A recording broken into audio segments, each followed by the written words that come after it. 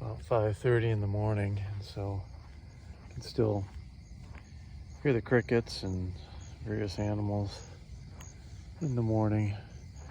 Going out for a run and going out this early, has a little bit of risk to it because you may run into skunks and things like that. But I'm gonna head out through the woods today. The woods is right across the road here for me, so I'm going to take off and head out into the woods and have a little run. Cut through the woods and now I'm into the park.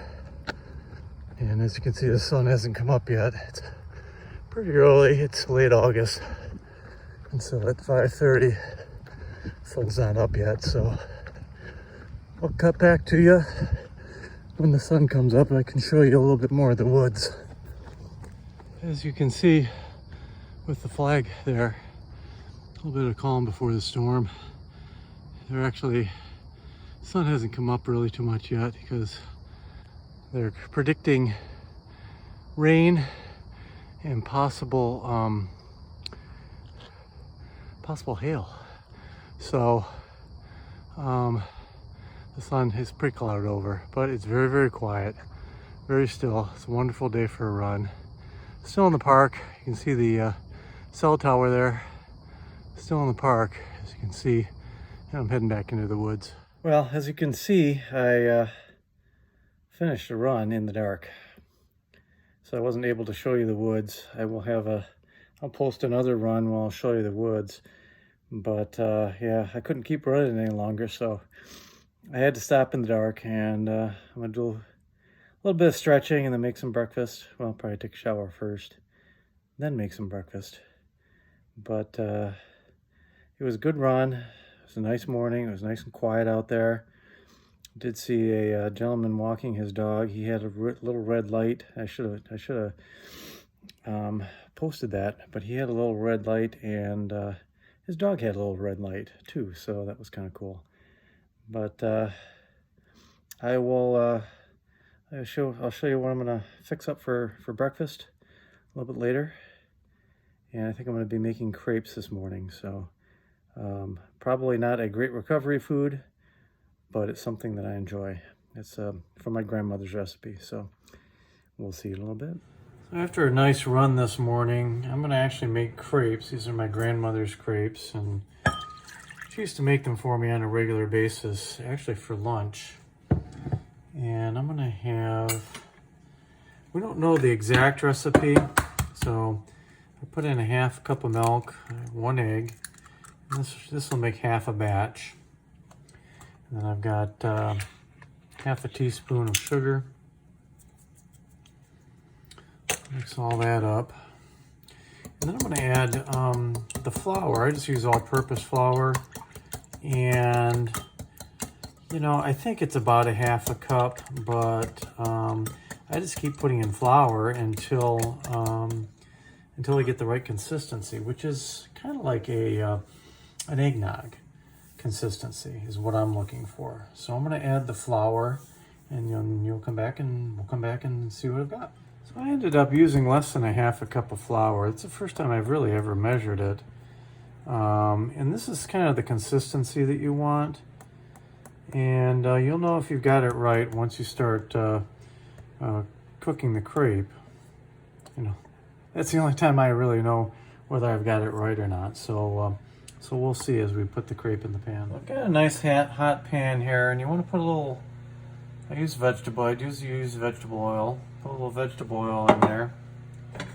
And I like to keep it relatively thin. In fact, this is a little bit too much. I think I'm going to dump some of this out, but I'll pour some of that back. I like to keep it relatively thin, and then when I pour the batter in, I like to take the pan off the burner, because I found that if it stays on the burner the whole time, it gets a little bit too hot and the crepe batter won't spread out like it's supposed to. So there, looks like we may have a pretty good batch. So we'll see. We'll let that cook, and then we'll see what the results are.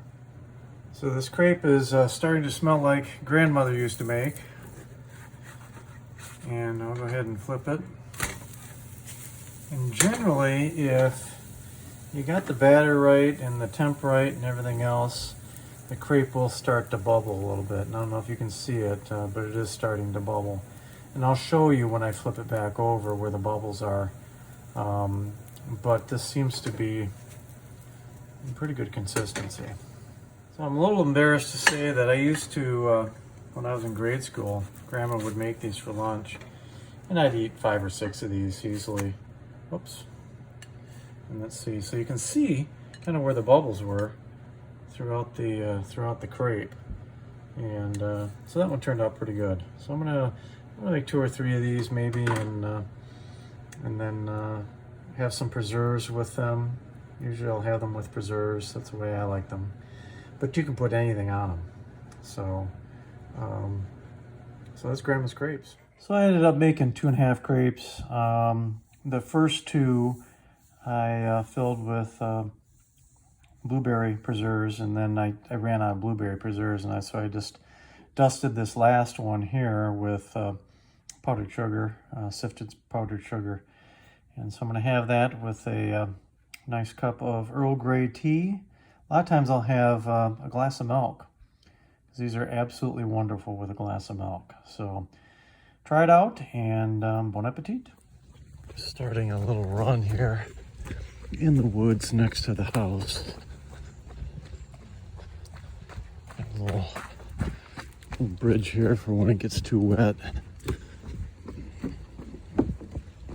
It's rained hard the last couple of days, but it doesn't look like it's too wet here today, so I'm gonna cut through the woods over to the park and over to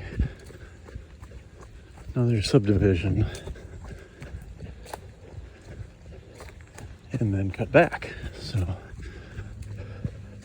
should be a good run. Here's an example of what happened with that big storm. This trail is blocked off here. They'll clear it in a few days, I suppose, but for now, a lot of trees down in here. Here's the beautiful sunshine in the park. It's a gorgeous day. Nice sunshiny street on the other side of the park. It's a gorgeous morning. About 55 degrees, so very nice for running. I don't know if you can see it or not, but a lot of branches down. One big tree limb here in the park. A lot of big branches along the perimeter.